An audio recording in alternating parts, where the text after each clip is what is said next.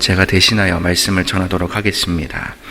이 새벽에 하나님께서 저와 여러분에게 주시는 말씀은 구약성경 시편 134편 1절부터 3절까지의 말씀입니다. 구약성경 시편 134편 말씀을 개역개정 성경으로 제가 받들어 봉독하겠습니다. 이것은 하나님의 말씀입니다. 보라, 밤에 여호와의 성전에 서 있는 여호와의 모든 종들아, 여호와를 송축하라. 성소를 향하여 너희 손을 들고 여호와를 송축하라. 천지를 지으신 여호와께서 시온에서 내게 복을 주실지어다. 아멘. 저희 교회 주보를 보시면 예배의 가장 마지막 순서가 축도로 자리 잡고 있는 것을 다 아실 텐데요. 축도, 말 그대로 축복 기도죠. 장로교의 아주 유명한 예배학자인 정장복 교수님이라는 분은 이 축도를 이렇게 정의했습니다. 조금 어려울 수도 있는데요. 성삼위일체 되신 하나님이 주체가 되셔서 예배드리는 모든 성도들에게 복을 베풀어 주시기를 목사가 선언하는 행위가 축도다라는 것입니다. 하나님이 주체가 되셔서 예배 드리고 있는 모든 성도님들에게 복을 내려주십시오, 복을 베풀어 주십시오라고 목사가 손을 들고 선언하는 행위가 축도라는 것이죠.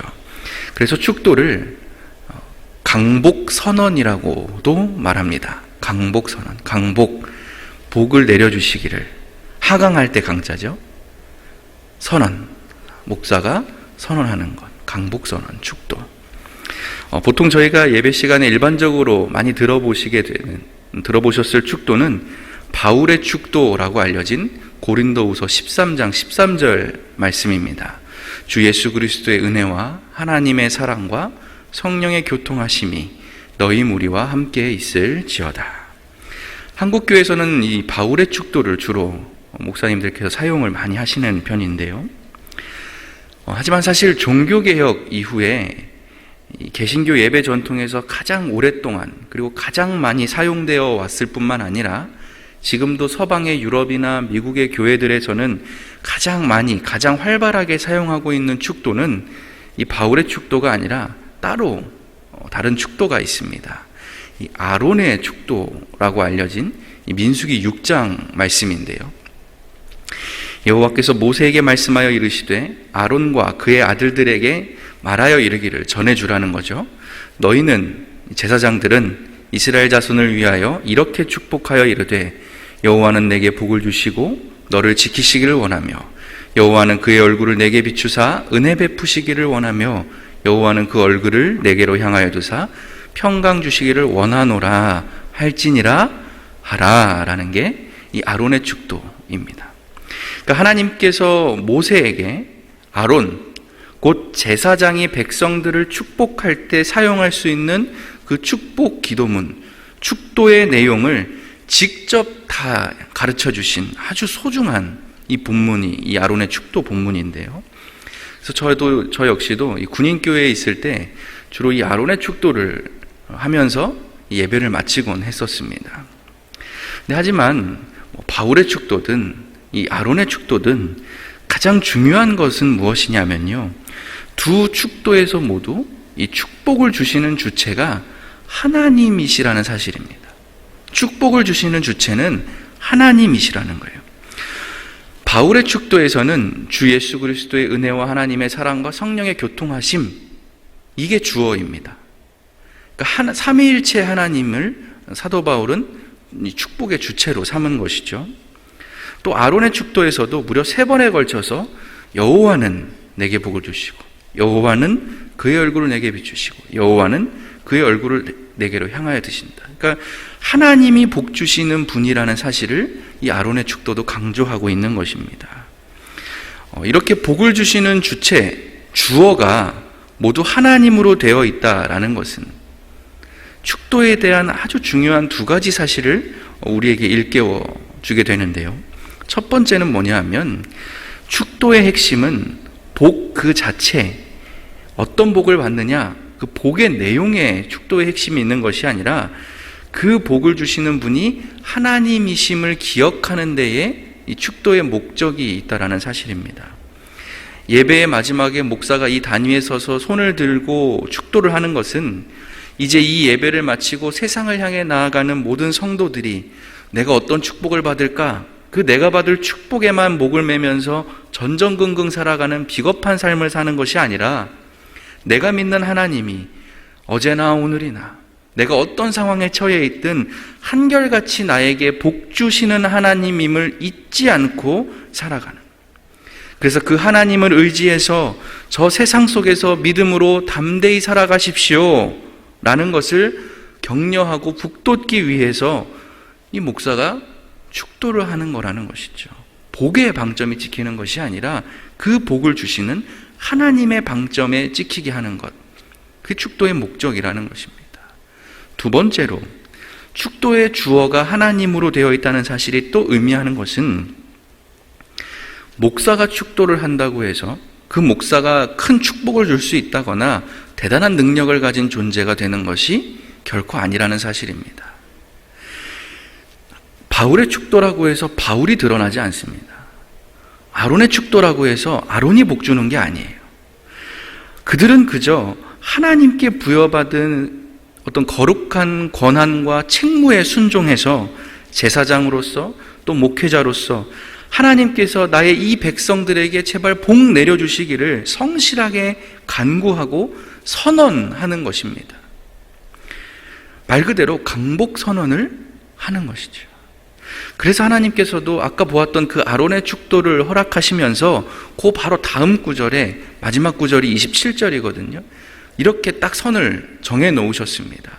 그들은, 제사장들은 이같이 내 이름으로 이스라엘 자손에게 축복할지니 니네가 복 주는 게 아니라 내가 그들에게 복을 주리라.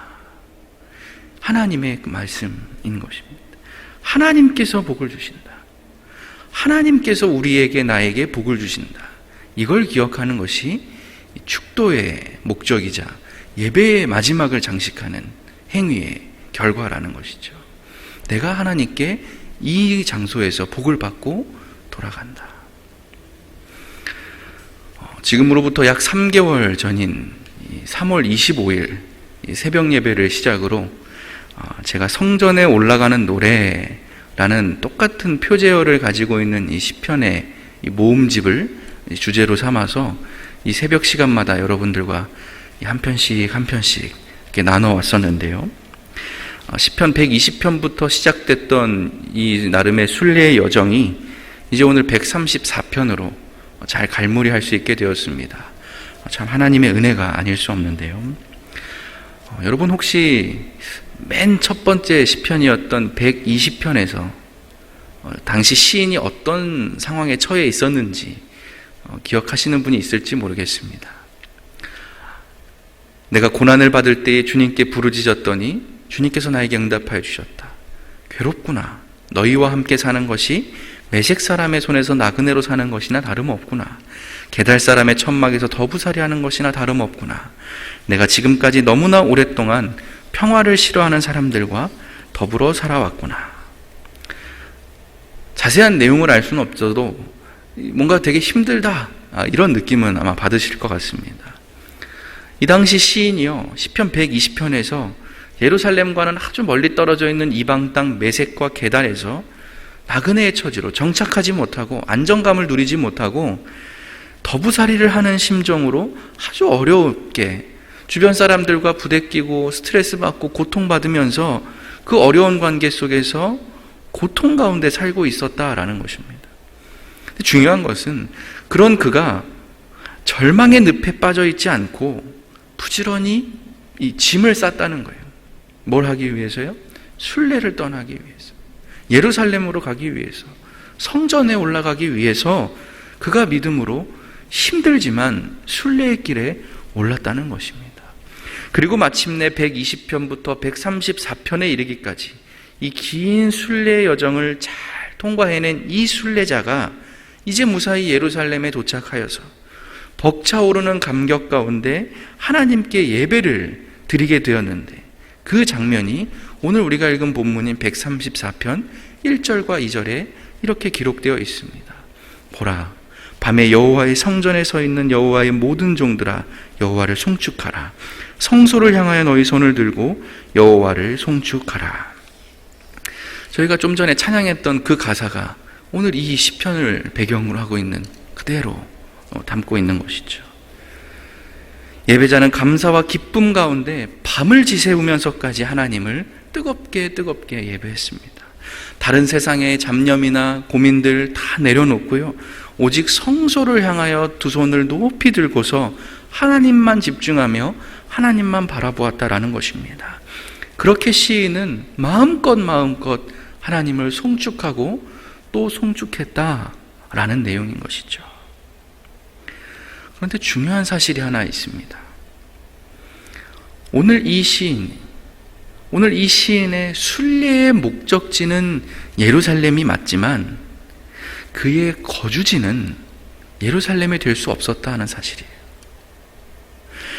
성전이 좋다고 해서 그가 천년만년 이 성전에서 일평생 살 수 있느냐? 그렇지 않았다라는 거예요. 예배를 마쳤으면 다시 어디로 가야 돼요? 그 메섹과 게달로, 자기 고향으로, 자기 출발지로 돌아가야만 하는 거예요. 마치 저희가 담임 목사님의 축도로 예배를 마치고 나면 교회 문 밖을 나서서 다시 저 세상으로, 일상으로 돌아가야 하는 것처럼 오늘 이 시인도 다시 예배당을 이제는 나올 때가 되었다라는 것이죠. 그래서 이 총 15편에 이르는 이 모든 순례의 노래의 맨 마지막 편, 그리고 맨 마지막 구절은 어떤 내용이냐? 축도입니다. 제사장의 축도가 강복선언이 기록되어 있습니다. 이제 예배를 마치고 돌아가는 모든 순례자들을 향해 제사장은 이렇게 손을 들고 하나님의 강복을 선언하고 있는 것입니다. 134편 마지막 3절 말씀입니다. 천지를 지으신 여호와께서 시온에서 내게 복을 주실지어다. 자, 이렇게 순례자가 이 축도를 받으며 이제 예배를 마쳤습니다. 기쁜 마음, 감사한 마음, 감격스러운 마음을 가지고 아주 가벼운 발걸음으로 다시 고향으로 돌아가는 것이죠. 그가 고향에 돌아갔을 때 어떤 일이 일어나게 될까요?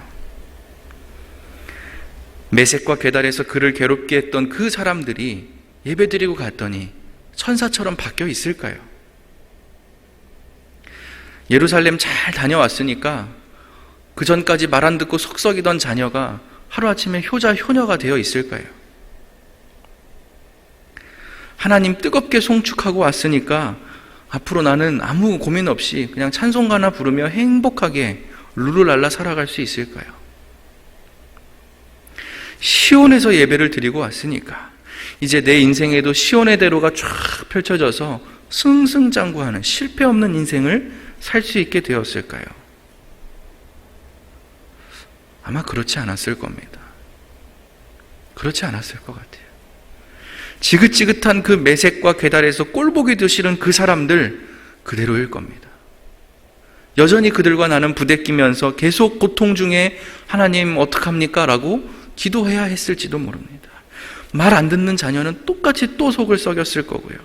내 인생의 시온의 대로는커녕 동네 골목길만큼도 길이 안 열렸을 겁니다. 세상의 고민과 염려 그대로일 겁니다. 내가 예루살렘을 순례하고 왔다고 해서 예배 열심히 드렸고 하나님께 뜨겁게 기도했다고 해서 내 주변 환경이나 사람들이 기적적으로 하루아침에 확 바뀐다? 아무리 봐도 그렇지 않더라는 것이죠. 그러면 이 예루살렘으로의 순례가 오늘 이 시인에게 아무 의미 없는 헛고생에 불과했느냐? 시온에서 분명히 받은 그 하나님의 축복이 아무런 효험도 없고 아무런 힘도 없는 길에 버려지는 것일 뿐인가? 내가 드린 그 예배와 찬양, 하나님께 드린 그 뜨거운 기도가 아무짝에도 쓸모없는 것이 된 건가? 그렇지 않습니다. 내 주변의 환경이나 사람들은 하나도 바뀌지 않는다 할지라도 이 순례를 통해 완연하게 변화되는 것 딱 하나가 있습니다. 그게 무엇입니까? 순례자 자신이에요. 순례자 자신. 험난한 예루살렘으로의 그 긴 여정을 통과하면서 그동안 세상에서 육신의 정욕과 안목의 정욕과 이생의 자랑으로 한껏 교만해졌던 그 자신을 다시금 하나님 앞에서 되돌아보고 고치고 재정비할 수 있는 소중한 기회를 이 순례자는 얻었던 거예요. 정신없이 먹고 사는 게 너무나 바빠서 등 떠밀리듯 쫓기는 삶을 살며 벌써 6월 12일이 됐어? 이렇게 살던 그가 그 쫓기는 삶에서 잠시 벗어나서 큰 관점에서 보니 천지를 지으신 분이 하나님이시구나. 내 인생이 어느 방향성을 가지고 앞으로 살아가야겠구나. 내 인생에서 진짜 소중한 것들은 따로 있었구나. 이 한동안 잊고 살았을 그 아주 중요한 영적인 가치들을 다시금 그는 회복할 수 있는 시간을 가질 수 있었다라는 겁니다. 이 순례를 통해서 말이죠. 또 나 혼자 외롭게 하나님을 믿으며 아등바등 죽지 못해 살고 있던 것이 아니라 이 땅에 나의 형제요 동포된 이들, 함께 신앙생활하는 동역자들 이렇게 많이 있구나. 나만 울부짖던 게 아니구나. 나만 힘들었던 게 아니구나. 이들이 다 나와 똑같은 하나님의 백성이구나. 이 사실을 그 순례길 위에서 생생히 목격하며 큰 힘과 위로를 절로 얻었을 것입니다. 무엇보다 이제 그는 하나님을 예배한 사람, 성전에서 손을 들고 하나님을 송축한 자가 되어서 아브라함과 이삭과 야곱의 대대로 이어진 그 이스라엘 신앙 공동체의 일원으로 들어갈 수 있게 되었습니다. 그리고 이제는 제사장이 축도한 것처럼 천지를 지으신 하나님께서 내려주시는 그 놀라운 복을 가슴에 품고서 내 인생 아무리 힘들어도 늘 그것을 동력으로 삼고 다시 일어서는 참으로 복되고 행복한 인생이 되었다라는 것입니다. 이 모든 것이 그가 하나님의 성전에서 예배를 드렸다, 순례를 했다라는 그 사실 덕분에 일어난 많은 변화인 것이죠. 시편 120편에서 고통 중에 부르짖었습니다. 그 신세 한탄과 한숨과 절망으로 시작했던 첫 번째 순례의 노래가요, 이제 마지막 134편에서는 어떻게 끝났습니까? 송축하는 것으로, 찬양하고 예배하는 것으로, 기쁨의 모습으로 행복하게 맞춰진 것처럼 이 시인의 인생도 순례 전과 후가 많이 달라지게 되었다라는 것입니다. 이 놀라운 변화를 일으키신 하나님의 섭리를 훗날 이사야 선지자는 이렇게 칭송했습니다. 무릇 시온에서 슬퍼하는 자에게 화관을 주어 그 죄를 대신하며 기쁨의 기름으로 그 슬픔을 대신하며 찬송의 옷으로 그 근심을 대신하시고 그들이 의의 나무 곧 여호와께서 심으신 그 영광을 나타낼 자라 일컬음을 받게 하려 하심이라. 참 신기하죠. 또 시온이 나오네요. 시온에서 슬픔 대신 희락을, 죄 대신 화관을, 근심 대신 찬송을, 찬송의 옷을 주셨네. 시온에서 하나님이 그렇게 하셨다라는 거예요. 사랑하는 교우 여러분, 하나님을 송축하는 사람은요 달라집니다. 하나님을 전심으로 예배하는 사람은 변화됩니다. 사람은 안 변한다? 네, 사람은 잘 안 변해요. 그런데요, 나는 변해요. 다른 사람은 잘 변하지 않는 것 같은데 나는 변화된다는 거예요. 예배하는 나, 찬양하는 나, 기도하는 나, 하나님을 잘 믿는 나는 변화된다라는 것이죠. 특별히 비가 오나 눈이 오나 한결같이 이 자리에 나오셔서 예배로 하루를 시작하시는 여러분은 시편 1편의 첫 번째 그 말씀처럼 복 있는 사람, 하나님께 축복받은 참으로 행복한 사람들입니다. 하나님께서 기뻐하는 인생들이라는 것이죠. 그렇기에 이제 여러분은 이전과는 좀 다르게 보게 될 것입니다. 다르게 듣게 될 것이고요. 다르게 생각하게 될 것입니다. 여러분의 손과 발의 행동이 달라질 것이고 아내와 남편과 자녀를 대하는 태도와 표정이 달라질 것입니다. 내가 번 그 돈의 씀씀이와 방향성이 달라지게 될 것이고 업무에 임하는 자세와 목표가 달라지게 될 것입니다. 그렇게 이제 여러분은 매일 아침마다 새롭고 또 새로운 존재로 거듭날 수 있게 될 것입니다. 왜냐? 여러분이 예배드리는 사람들이기 때문입니다.